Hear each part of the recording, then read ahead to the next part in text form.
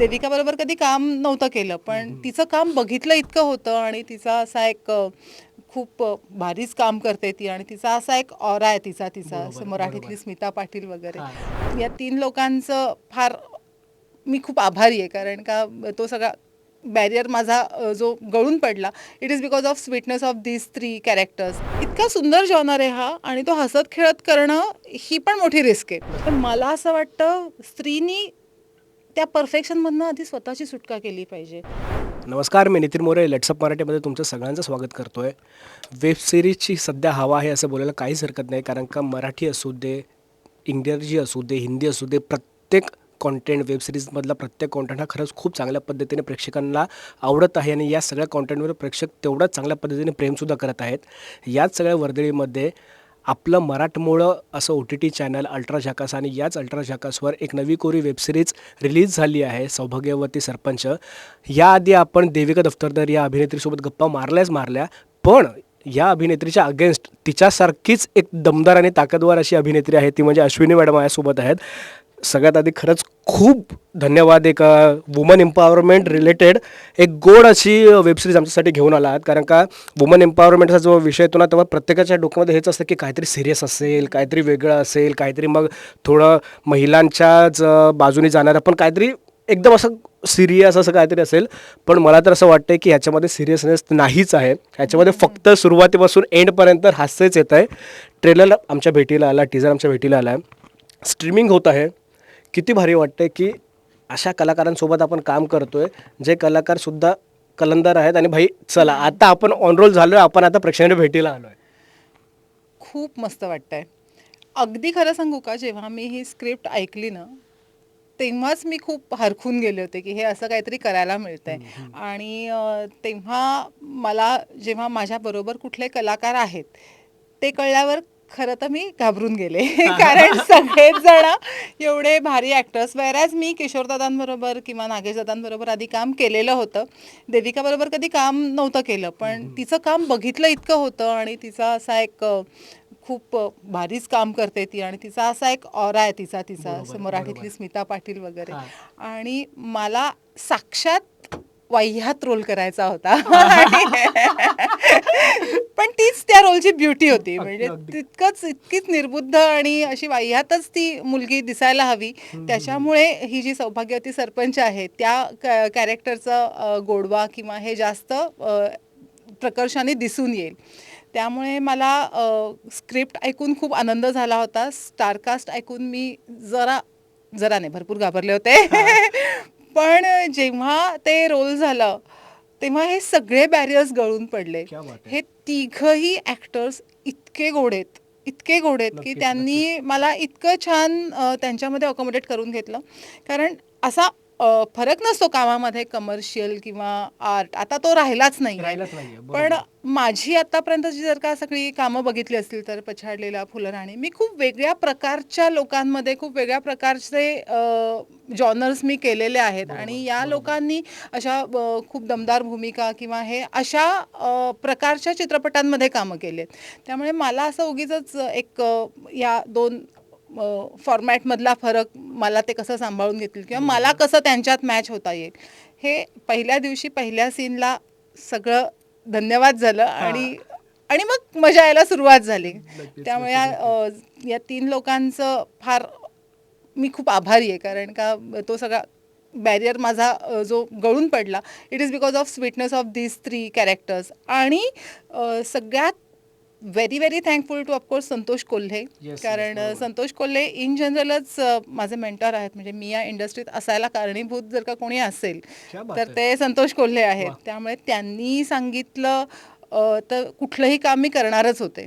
पण तरी त्यांनी इतकी गोड भूमिका मला दिली, त्यासाठी त्यांना पहिले थँक्यू. कारण का त्यांनी ही भूमिकेसाठी माझा विचार केला, ही भूमिका मला व्यवस्थित ऐकवली. ते या भूमिकेकडनं त्यांच्या म्हणजे दिग्दर्शकाच्या काय अपेक्षा काय आहेत अपेक्षा ते असतात. त्यांनी मला व्यवस्थित सांगितलं आणि इतके छान मग बरोबरची सहकलाकार मंडळी दिली. त्यासाठी खरं संतोष कोल्ह्यांना सगळ्यात जास्त थँक्यू म्हटलं क्या बात आहे, क्या बात पाहिजे. आहे. नाही, मी ट्रेलर बघितला ना, त्या ट्रेलरमध्ये ना सुरुवातीला 2 पुरुषांच्या मधली भिडंत दिसते. नंतर जेव्हा अनाऊन्समेंट होते की महिला राखीव पद असणार आहे सरपंचाचं. त्यानंतर त्या 2 पुरुषांचा जो पुरुषार्थ असतो तो पूर्णपणे एका साईडला पडतो आणि भाई आता काय करायचं तर आपल्या बायकांना उभं करावंच लागणार आहे नाईलाजाने. मग ते किशोर कदम सरांच्या इकडून असू दे किंवा नागेश भोसले सरांच्या इथून सुद्धा असू दे, किती भारी वाटतं की चला बाबा एवढी सगळी स्टारकास्ट आहेच आहे, दिग्दर्शक सुद्धा आहे, पण तेवढाच दमदार ना स्क्रिप्ट सुद्धा आहे, स्टोरी सुद्धा तेवढीच दमदार आहे. भले याच्यामध्ये न कळतपणे बोलण्यापेक्षा मित्र बोलून की पूर्णपणे वुमन एम्पॉवरमेंटवरच भाष्य करणारी वेबसिरीज जरी असली तरी तिला ना खूप चांगल्या पद्धतीने हसत खेळत प्रेक्षकांसमोर मांडला आहे. काय सांगाल या सगळ्याबद्दल? खरंच म्हणजे एवढं सुंदर स्क्रिप्ट करायला मिळणं इतक्या चांगल्या दिग्दर्शकाच्या हाताखाली आणि ते पण इतक्या चांगल्या फॉर्मॅटवर, म्हणजे आज मराठीमध्ये कंटेंट नाही असं जी एक आरडाओरड आहे, मला वाटतं अल्ट्रा आहे त्याला खूप चांगलं प्रत्युत्तर आहे. कारण अल्ट्रावर आता जो कंटेंट आहे, कारण ह्याच्या आधी पण मी अल्ट्राची एक फिल्म केली, एक डाव भूताचा, तर तेव्हाच मला असं जाणवलं की ही खूप वेगळ्या वेगळ्या विषयांना एक्सप्लोअर करणारी मंडळी आहेत आणि असा प्लॅटफॉर्म उपलब्ध करून देणं ही फार मोठी रिस्कही आहे आणि हे मानलं पाहिजे, हे गट्स मानले पाहिजेत. त्यामुळे अल्ट्रा स्क्रिप्ट इतकं सुंदर आणि दिग्दर्शन या सगळ्यामध्ये इतका सुंदर जॉनर आहे हा, आणि तो हसत खेळत करणं ही पण मोठी रिस्क आहे. कारण काय वुमन एम्पॉवरमेंट किंवा ह्याच्यावर एक अत्यंत असे चेहऱ्यावर 12 वाजवून खूप लेक्चर दिली जातात अशा प्रकारचे अभिनय एक्सपेक्ट केलेले असतात, पण हे या सगळ्या विचारांना तडा देणारं हे सगळं कथानक किंवा ही सगळी मांडणी आहे. मला ना एक सीन जो मी, तुम्ही प्लीज बघा सगळे सिरीज आणि मग तुम्हाला लक्षात येईल की मी काय बोलतीये ते, की इतका एक गोड सीन आहे, एक देविकाचा आणि किशोरदादांचा सीन आहे की जेव्हा ते तिला कन्व्हिन्स करायचं असतं की तू हे कर, तू महिला उभी राहा, त्याच्या आधी ना ते तिला हातात पाणी देतात किंवा ते म्हणतात की तू इथे बस, तू इथे याच्यावर बस वगैरे. आपल्याच घरात आपल्याला कोणी पाणी दिलं किंवा इथे बस म्हणल्यावर तिचं तिला टेन्शन येतं.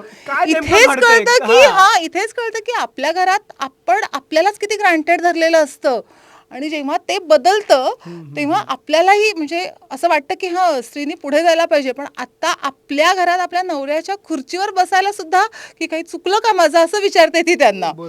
तो एक अत्यंत म्हणजे असा काळजाला भिडणारा, म्हणजे तो खूप हसत हसत मजेत जातो, पण ही इतकी मोठी विचार करायला लावणारी गोष्ट आहे. अरे आपलंच घर, आपल्याच घरातलं पाणी, आपलाच ग्लास, आपल्या नवऱ्याची खुर्ची, त्याच्यावर बसायला नवराच सांगतोय, तर बाईला असं वाटतंय की अरे असं काय चुकलं माझं, की हे नक्की हे कुठल्या पद्धतीने चाललंय. आणि ॲट द सेम ह्याचा काउंटर असा आहे की आता माझं कॅरेक्टर की जे अत्यंत महत्वाकांक्षी आहे की आता मी होणारच सरपंच, हा जो माझा कॉन्फिडन्स आहे, आणि हे म्हणून मी गृहीत धरून तो जो नवऱ्याचा वाघ वगैरे आहे तिथे त्याच्यावर अशी हात ठेवून बसली आहे की आता मी झाले सरपंच आणि आता PA बोलवा मला वगैरे वगैरे. पण तरी सुद्धा जेव्हा नवरा येतो आणि बघतो तू माझ्या जागेवर बसलीस का, तेव्हा ही कितीही बोल्ड आणि कितीही निर्बुद्ध असेल तरी तिला 2 सेकंदासाठी भीती वाटते की आईला आपण त्याच्या जागेवर बसलो. म्हणजे आपण किती वुमन एम्पॉवरमेंटच्या गप्पा मारल्या, कुठल्याही लेवलमधल्या बायकांना आपण गृहीत धरलं की एक अशी थोडीशी नटणारी मुरडणारी किंवा अगदी घरची साधी किंवा शिक्षित किंवा अडाणी कुठली हे धरलं तरी जेव्हा नवऱ्याच्या बरोबर बसायची तिला वेळ येते तेव्हा तिला 2 सेकंदासाठी जी मनात शंका किंवा आपलं चुकलं का काही हे जे येतं ते इतकं सटली आणि इतकं छान पद्धतीने या सिरीजमध्ये दाखवलंय. मला वाटतं ते खरं भाष्य आहे वुमन एम्पॉवरमेंटवर की ही पोझिशन आहे. ट्रेलर बघितला असेल, ट्रेलरमध्ये जर अश्विनी मॅडमचं जे कॅरेक्टर आहे तसा विचार करून जर तुम्ही बघत असाल तर तसं नाही आहे. खरंच खूप सुंदर आहे, खूप चांगले विचार आहेत त्यांच्या. नाही तर कलाकारांचं प्रेक्षकांचं होतं की अरे क्या रे, असं काही नाही आहे, तो कॅरेक्टर आहे, तर कॅरेक्टर पुरतंच मर्यादित असलेलं बरं.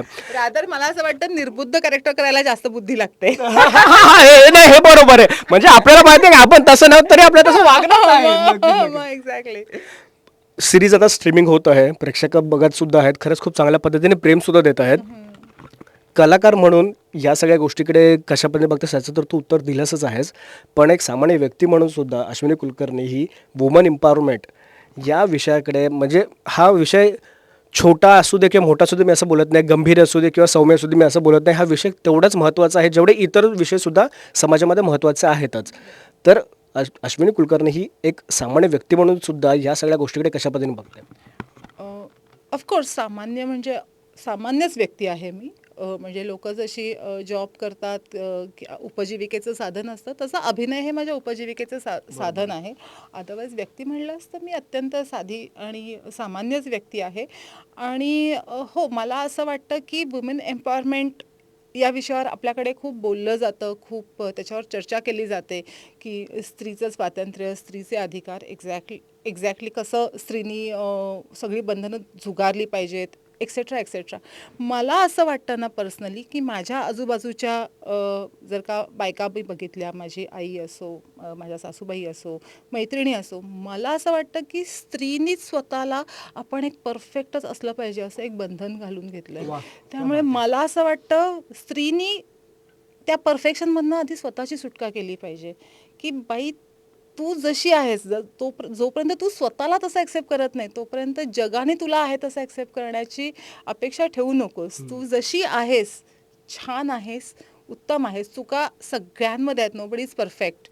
अँड असं नोबडी अजून कोणी जन्मायचं आहे, सो नोबडी इज परफेक्ट. त्यामुळे स्वतः परफेक्टच असलं पाहिजे, स्वतःला सगळं व्यवस्थित आलंच पाहिजे. मी आई म्हणून, बायको म्हणून, सून म्हणून, मुलगी म्हणून परफेक्टच आहे. सोडा हा अट्टहास. स्त्रीत्व मिळालं आहे, अत्यंत सुंदर आहे. Womanhood is the best thing to celebrate. So त्याचंच सेलिब्रेशन करा, स्त्रीत्व स्वीकारा.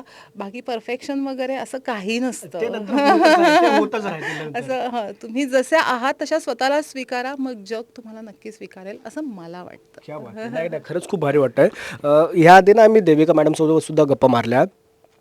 ताईने मला एक गोष्ट सांगितली की या सिरीजमध्ये ना स्क्रिप्ट तर महत्त्वाची आहे, दिग्दर्शनसुद्धा तेवढं चांगलं आहे, कलाकार तर आहेत, पण याच्यामध्ये ना वऱ्हाडी भाषासुद्धा आहे, जी खरंच खूप भारी आहे. आणि ती मला बोलली की पुण्याची असल्यामुळे माझ्यासाठी ते चॅलेंज होतं की वऱ्हाडी भाषेमध्ये तसं बोललं वगैरे, त्याच्यामध्ये म्हणी वगैरे सुद्धा आहेत.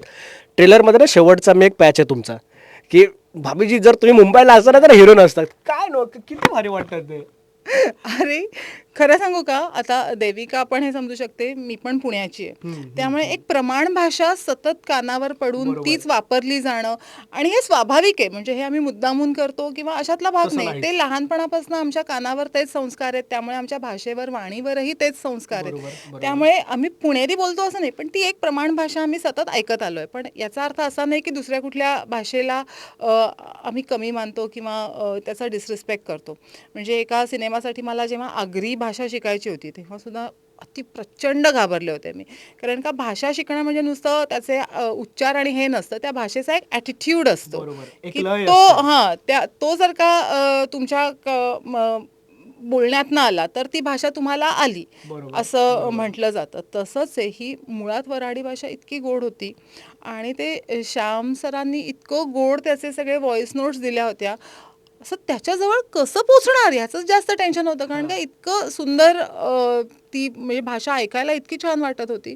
पण हे बोलणं सुदैवाने त्यातल्या त्यात माझ्या बाबतीत असं होतं की माझं कॅरेक्टर असं पूर्णपणे वऱ्हाडी बोलत नव्हतं. थोडंसं चुकीचं इंग्लिश आणि थोडंसं फिल्मी असा सगळा त्याच्यामध्ये भाग असल्यामुळे मला तेवढं प्रेशर नव्हतं. पण तरीसुद्धा जे काय चुकून बोलून गेले वऱ्हाडी, तर तेही कानाला टोचलं नाही पाहिजे, असं इतकं त्या लयीत बोलता आलं पाहिजे, इतपत जी या स्क्रिप्टची अपेक्षा होती ते जमवण्याचा मी प्रयत्न करत होते.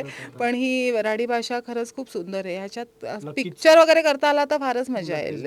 मी देविका ताईसोबत सुद्धा बोलताना ना तिच्याकडून एक डायलॉग बोलून घेतलाच आहे.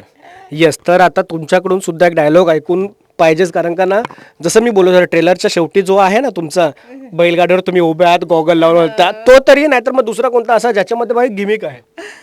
बैलगाडीवरचा मला सगळ्यात आवडला होता, मले बघा अन मते द्या, मी सरपंच झाले ना तर गावचा टोकियो करून टाकेन. नाही खरंच खूप भारी वाटतंय, कारण का स्क्रिप्ट जेवढी भारी आहे ना तेवढीच डायलॉग सुद्धा खरंच खूप खूप मजेशीर आहे. ट्रेलर बघूनच एवढं भारी वाटतंय. स्ट्रीमिंग झाले आहे, स्ट्रीमिंग सुद्धा खरंच खूप सुंदर प्रेक्षकांना आवडत असेल. मी परत तेच बोलतो, कारण का प्रेक्षक तेवढं प्रेम करत आहे. तुर्तास मी इथे थांबतो, वेळेचं बंधन आहे. एक शेवटचा प्रश्न तुम्हाला विचारायला आवडेल. शेवटचा प्रश्न बोलण्यापेक्षा काय अपील कराल अभिनेत्री म्हणून सुद्धा, आणि जसं तुम्ही बोललं की मी सामान्यच आहे, सगळे व्यक्ती सामान्यच असतात, तर एक प्रेक्षक म्हणून सुद्धा कशा पद्धतीने तुम्ही अपील कराल? मला वाटतं मराठी प्रेक्षक अत्यंत चोखंदळ आहे आणि प्रत्येक असं म्हणतात की प्रत्येक 12 कोसावर भाषा बदलते आणि एक कलाकार म्हणून तशा भाषा आत्मसात करत त्या सादर करणं याच्यासारखी दुसरी पर्वणी नसते. आज रंगदेवतेच्या कृपेने एक इतकी सुंदर सौभाग्यवती सरपंच नावाची इतकी सुंदर वेब सिरीज एका वेगळ्या धाटणीच्या भाषेत जी फारशी ऐकली गेली नाही आहे खूप साऱ्या महाराष्ट्राच्या भागामध्ये आणि ती इतक्या छान एका चांगल्या प्लॅटफॉर्मवर अल्ट्रा झकासवर ती आत्ता स्ट्रीम होत आहे. त्यामुळे माझ्या रसिक मायबाप प्रेक्षकांना एवढंच म्हणणं आहे की प्लीज तुम्ही सबस्क्राईब करा अल्ट्रा झकास OTT आणि ही सिरीज नक्की बघा. तुमचं प्रेम मिळालं तर असेच सुंदर सुंदर प्रयोग आणि तळागाळातल्या भाषांमध्ये असे सुंदर सुंदर प्रयोग करण्याची हिंमत मेकर्समध्ये येते आणि कलाकारांना सुद्धा ते खूप प्रोत्साहन ठरू शकतं. त्यामुळे प्लीज अल्ट्रा झकास OTT सबस्क्राईब करा आणि नक्की बघा आमची सौभाग्यवती सरपंच ही सिरीज. नाही, खरंच खूप भारी वाटतंय. तुर्तास मी ते थांबतो. धन्यवाद आमच्यासोबत गप्पा मारल्याबद्दल आणि तुमच्यासोबत तुमच्या संपूर्ण टीमला all the very best. Thank you so much. My pleasure. Thanks.